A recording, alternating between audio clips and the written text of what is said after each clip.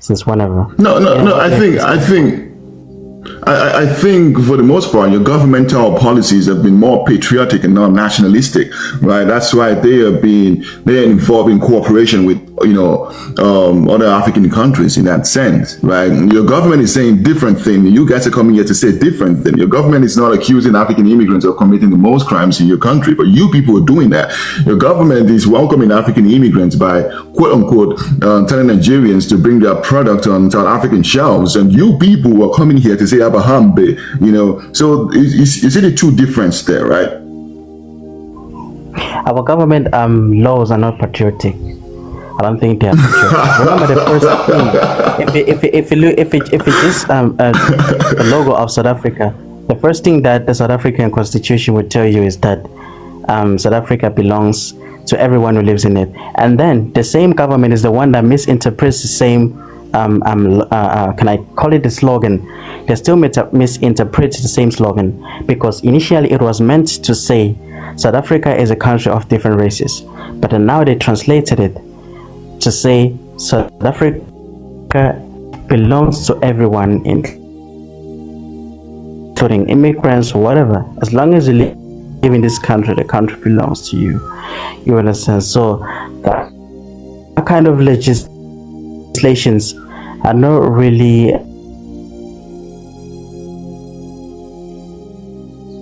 But even at that clause itself does not stop the laws from taking effect. Right? It does not stop the law of kicking illegal immigrants out. Like, it has no bearing on the laws of the land whatsoever. Right? Sorry, can you rephrase that? My Wi-Fi was just acting up here. Did you say your wife was acting up? Wi-Fi. Oh, okay. Yeah. My bad, man. So even at that, right? A lot of countries have slogans, right? America will tell you it's the land of the free and the home of the brave. But not everyone in America is free. America has the largest incarceration rate in the world. Close to 1 million people are being incarcerated right now. So does that mean it's truly the land of the free? No, those are just slogans that are attached to national pride and whatnot. It does not it does not stop the laws of the land for taking effect. Yeah, but the slogan of the US, it is not being used to compromise their laws. You understand? Even though they keep on saying it's the land of the free, but they're still strict in terms of laws and regulations. So USA is one of the, I can say in democratic countries, I'll just sideline the countries whose laws are influenced by religion, like the likes of Yemen, Afghanistan. We're just talking about democratic countries in general. I think the US has one of the strictest laws, because I think it's still one of the countries that are still practicing death penalty, or I can say death row, better than most of the countries. So yes, they still say the land of the free, but they're still the strictest. You understand? They didn't have to compromise their laws and legislations. But then it's different for South Africa. Our slogan has been used to compromise our security and our laws as well. In what sense, though? I mean, slogans have I keep saying slogans have a bearing on the actual governmental obligations of the state. Right? Slogans it's just a way of taking national pride. It's just a way of identifying our people. Or you can understand that South Africa, with its history of being an apartheid state, you can logically deduce that it will make sense for them to say everyone is welcome, right? Since everyone wasn't welcome in the past, right? So it's just a means of national pride, right? A means in which you used to associate that society with, so to say. But it does not stop the daily governmental functions from taking place, right? I don't get your point, to be honest with you. Okay, my point is that we're just talking about immigrants in general, right? We're not going to talk about just African immigrants. So post 94, Nelson Mandela signed a legislation that says South Africa will actually start accepting a large number of African immigrants. And when I talk about large number, I'm talking about easing out the restrictions and then giving free visas to other countries. You understand? But then now, it's no longer what it used to be. Before, it used to be just, okay, people that qualify to be in this country, that be given citizenship or just temporary citizenship. But then now, it's no longer what it used to be before. So now, whether you have the passport, you have the documents, you find yourself in this country without the documents, they're still going to just keep you here. And they're still going to listen to you. They're still going to give you rights.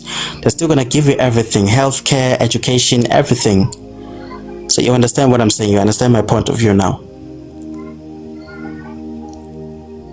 Yeah, I just fact checked that. There's no. I'm trying to find the legislation that Mandela signed. What's it called? In '94. I'm not able to find any. But again, it's the laws of the land. You cannot circumvent the laws of the land, right? The laws of the land were passed by the elected representative of the people to pass the law of the land. So again, you cannot blame the law of the land on some things that are happening, because frankly, it is the law of the land. Like if your country is saying we're going to be welcoming to asylum seekers, we're going to have to hear their pleas and whatnot. I mean, they can disagree with it, but at the end of the day, it's the law of the land.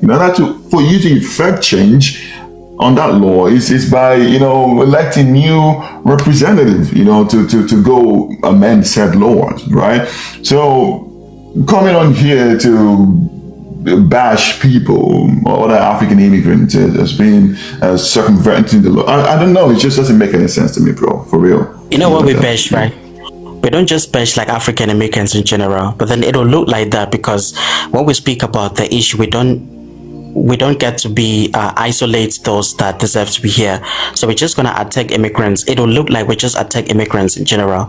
So we just only attack those who didn't qualify to be here, those who don't hold the documents to be here. You understand my point?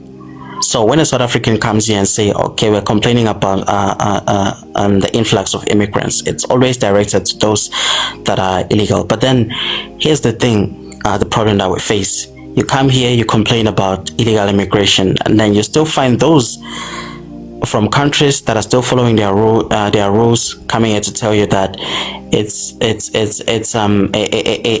not something we should be complaining about. As an African country, we should let African come here as much as they can. But then, okay, if we were a country like the UAE or the likes of Singapore, a country with more more resources to spare, we could have allowed a large number of illegal immigrants. You understand? We're still striving. No, go ahead. We're still a country that is still regarded as under developing. Yeah, I'm just gonna. I don't know. I think your Wi-Fi. A country that is still not a third world country. So, in terms of the world standards, we're still regarded. Wait. You are a third world country actually. Sorry. Yeah, we are not the first world. We're still regarded as a third world, and then that means Yeah, I think your Wi-Fi is really. The Wi-Fi is really acting up. So here's the thing, yeah. Let me just say this real quick. Yeah, here's the thing. I do not condone illegal. I think the network is acting up. So here's the thing. We do not condone illegal immigration. We don't condone that. We are not advocating for illegal immigration. That is not what we are saying, right? So, I mean, you would never find me advocating for illegal immigration, nor, advocating for criminal activities to take place, right? So I believe every sovereign country has, its rights to protect its territorial integrity. I mean, you have to make laws to enforce, your borders, right? So we're not here. Okay, go ahead, sir.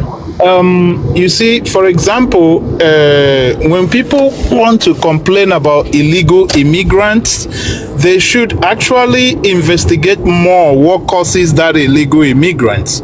Like, the reason I say this is because while living in Italy, there was something I came to understand. And the reason I knew this is because of the level I was in Italy.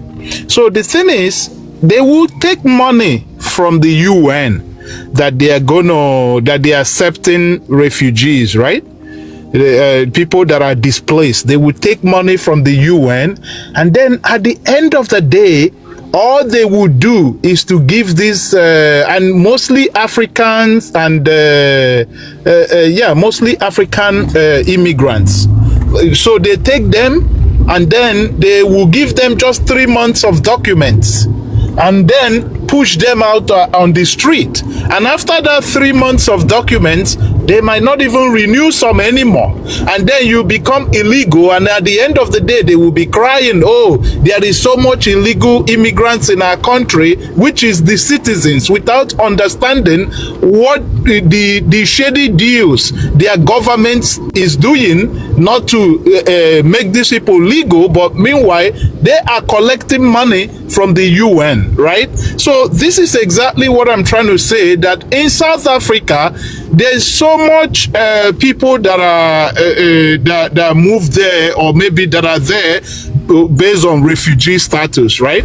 And what did your government do by taking money from UN? Do they document them properly, or do they, what exactly do they do in order to make them legal, so that they don't have to be a lot of unidentified people walking around in the street? Do you understand what I'm trying to say?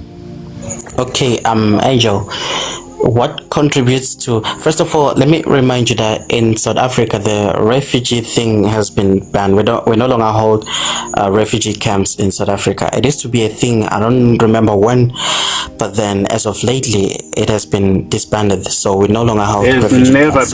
There's never been refugee camps in South Africa.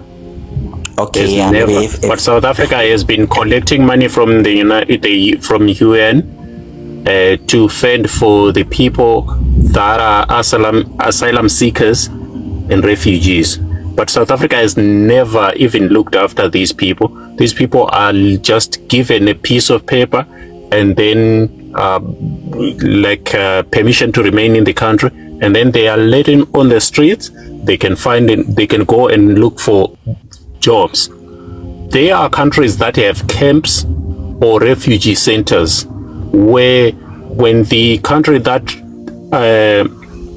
receives refugees can look after these people. But South Africa has never looked after anybody. Okay, yeah. Exactly, brother. That was what I was trying to say. Thank you. Okay, most of the illegal immigrants, well, let me just make an anticipation and say 80% of the illegal immigrants are people from our neighboring countries, you understand? Lesotho, Zimbabwe, Swaziland as well, Mozambique as well. There's majority, I can't say the correct percentage, but majority. So most of the people that are here that are illegal immigrants don't come from those countries whose citizens are being displaced. Remember, for you to be an asylum seeker or a refugee, you have to come from a country which is like really disadvantaged to an extent that the UN has intervened. That's not true. Countries, right? That's not true. That's not true. You don't have to come from a country that's really disadvantaged. No, you can claim asylum on several claims. On political persecution, religious persecution. Yes, there are several grounds that people can claim asylum. There are several grounds that people can claim asylum. It has to be a situation where wherever they are, it's unlivable, right? Founded fear or not really. Even a threat from a political. Sorry, excuse me. I'm so sorry to jump in. I just heard Wood saying this. Let me correct you on this. What this guy was saying the other time is very, very, very correct. You understand? You see, South Africa made a huge blunder on that issue.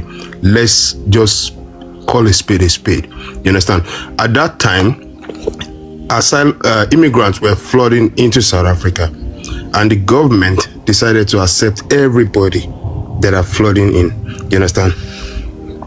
And they went for asylum. You understand? When they got the asylum, could you believe it that because South African government does not want to give, because after each 5 years, even if you're an asylum seeker, you're entitled to become a permanent resident. You understand? And what they do is that when you become a permanent resident, it becomes more issue for South African government. So after 2 years, 3 years, they advise you to go get married from the immigration office. They advise you to go get married so that you move away from the asylum. You understand? Because eventually when you become an asylum seeker and you get a permanent resident based on your asylum seeker, you are the responsibility. This is almost it's exactly the same strategy Italians were using. They will just give you 3 months permiso di soggiorno and just put you outside. Exactly. You know? So they advise you to go get married so that, you know, they have no record of you being asylum seeker anymore. You understand? That was the problem. That was the issue. And before they could realize, there were lots of people in South Africa. Wait. I think what he was saying is that Nelson Mandela did sign a bunch of legislations that granted mass asylum to people, pretty much. And I've been doing my research. I'm like literally doing my research as we speak. That's correct. And there was just one, and that was signed in 1998, which didn't commence until Thabo Mbeki took power in 2000. And it's not just mass asylum actually, with regards to that. So I don't get what you're trying to come here to come correct liquid deep. What I'm trying to say is that I'm not specifically saying mass asylum, you understand?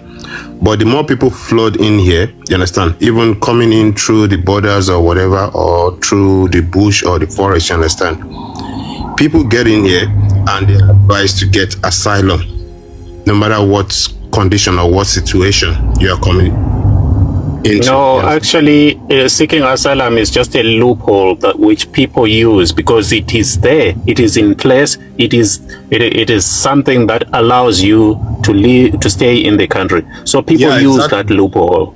So exactly what I'm saying. You have, but at the end of the day, after receiving asylum seekers, it just for maybe a year or 2 or 3. And they keep renewing it. There's no such thing as maybe you've lived in the country for 5 years, so now you qualify for permanent citizenship. There's no such thing. So now some people in 2000. Listen. When you stay in South Africa, even with asylum seeker, you have 5 years asylum seeker document. You understand? You are entitled to be a permanent resident. But is it what is happening, or because at the end of the day people are not that is what is supposed to be happening, and that is what is supposed to be happening, but South Africa is not doing that. South Africa is not doing that. So before you clock that 5 years, you are advised to go get married. You understand?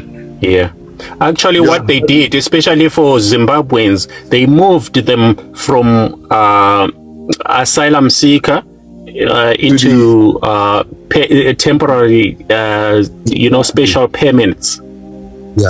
That dispensation, temporary special permits. That's what they did. And it was an American government that documented those. It was an American company that got the tender to document those people. So now every Zimbabwean that is documented under the dispensation program their names are in the American government. Okay. What about every asylum seeker that South African government registered? Do you know they are entitled to, I think at that time it was 150 rand per day or per meal? You understand? Do you know that those people don't even get the money? No, they don't get the money. It's just the politicians that are just showing the money. That idea was, taking in the people, you understand, register them, send the bills to the UN pays them, and that's all. So now the country is overcrowded, probably, you understand what I'm saying? So it becomes a problem. But it's not even overcrowded. It's only Johannesburg. If you go to other cities. How do you say? How do you say it? Well, maybe in terms of what's it called, infrastructure, burden on the infrastructure. Well, you can't say the country is overcrowded. Do you know how big South Africa is? When the population is about 60 million people. Overcrowded in the sense that overcrowded in the sense that that's what South Africa is fighting for. You understand what I'm saying? But it's only Johannesburg. Only Johannesburg. It's in Durban as well. It's the same thing in Durban. I think it's in major cities. Pretoria and Durban, yeah. So yeah, but it's just to me, it's a success when you have people flocking into the country. It shows that the country is booming. The country is doing well. It's not gonna end well. It's not gonna end well because here's the thing: when in a sense of illegal immigrants, when they come to South Africa, they don't have the means to provide themselves. And what are they resorting to? What do you say? Are they bothering you? Illegal immigrants in what way? Are they bothering you? Are you looking after themselves? Are you taking them into your house? I want to make a point. Guys, there's this thing. Okay, go ahead, Crow. Go ahead. Sorry to cut you. Okay. They don't have the means to provide for themselves, and then what are they resorting to? Okay, erection of slums is there, right? And then hijacking of buildings. It was caused by migrants not being able to provide for themselves or to provide housing for themselves, and then they resort to hijacking of buildings and then erection of slums as well. And then what's other thing? And then when someone gets so desperate that he can't get anything to use to feed themselves, they resort to crime as well. Like crime done by an idiot. Crow. Wait. Crow. This so good. Wait, I just want to say something real quick. This so-called hijacking of building, it's an indictment on you people. Like, how can you government, with your security apparatus, let a group of people whose building are they hijacking?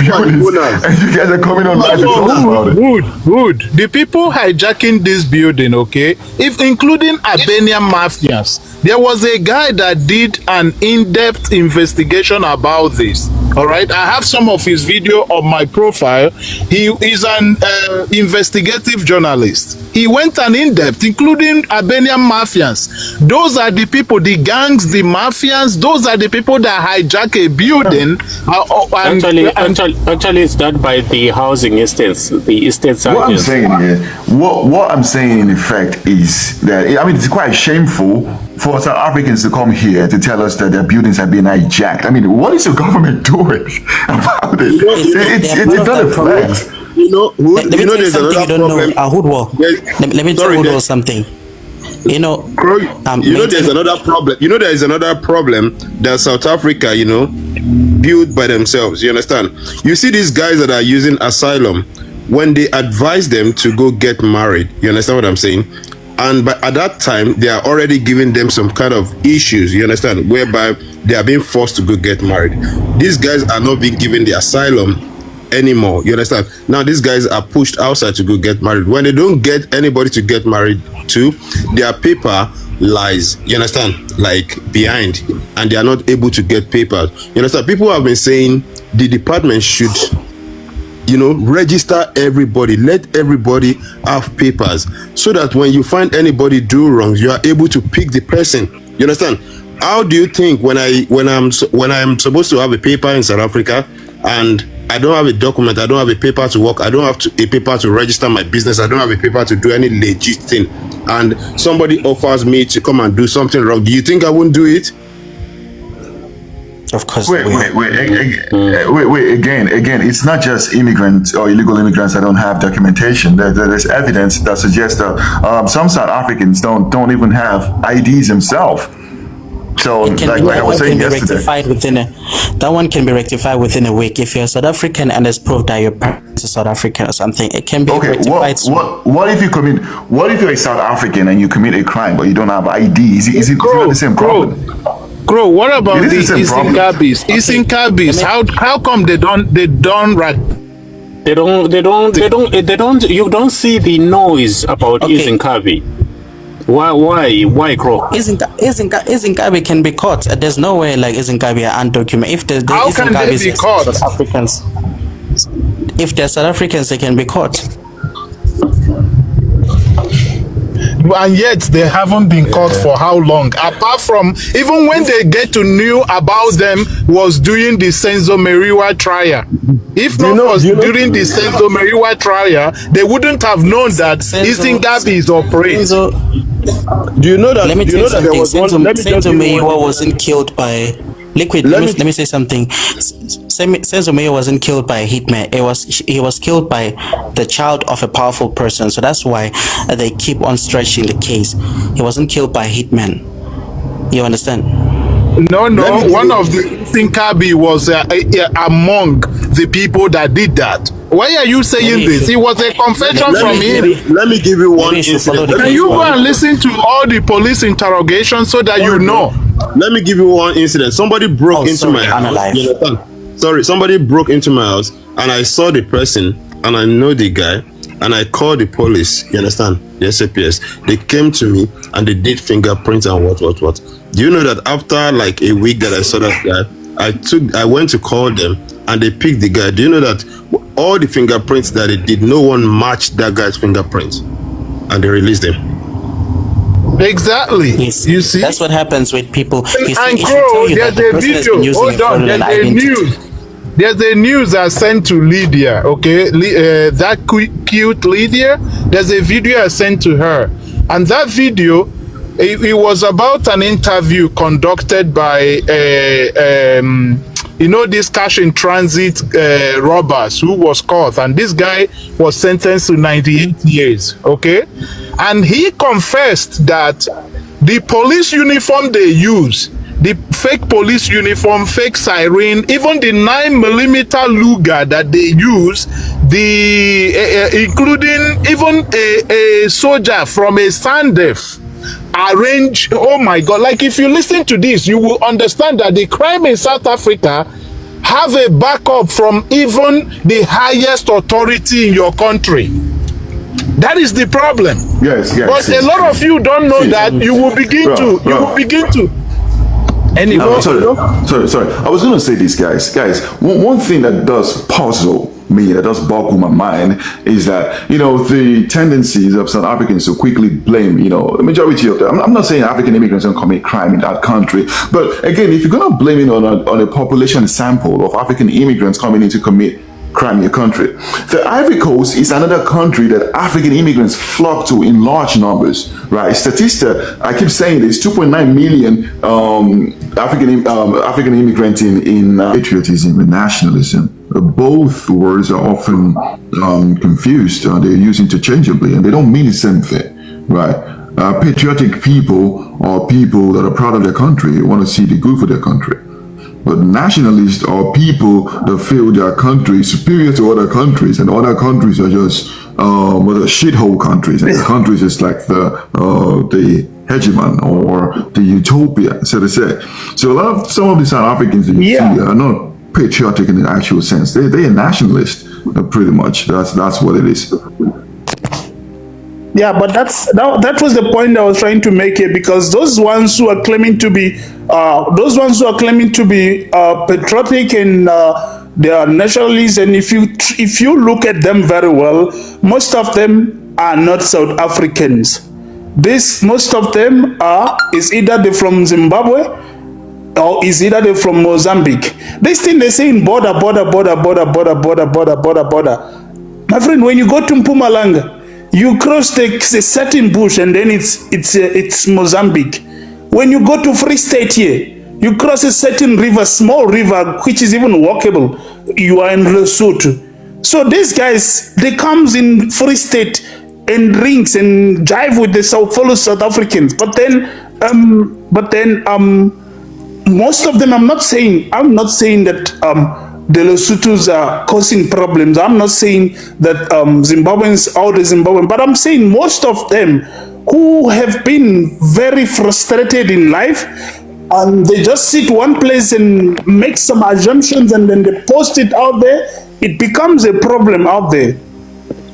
One thing I can tell you, I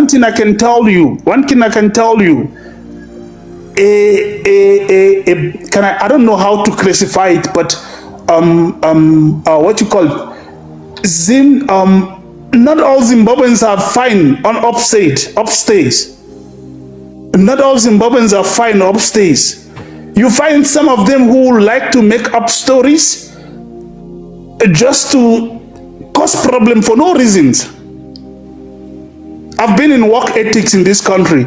I've been in working ethics in this country, and I know what I'm telling you. These people can easily come out and cause problem, and then before you know it, they're playing safe.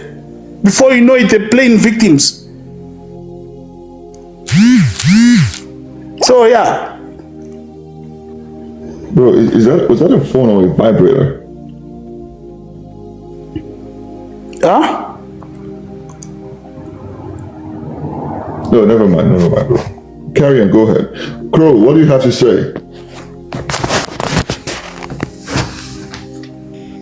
Nothing much to say.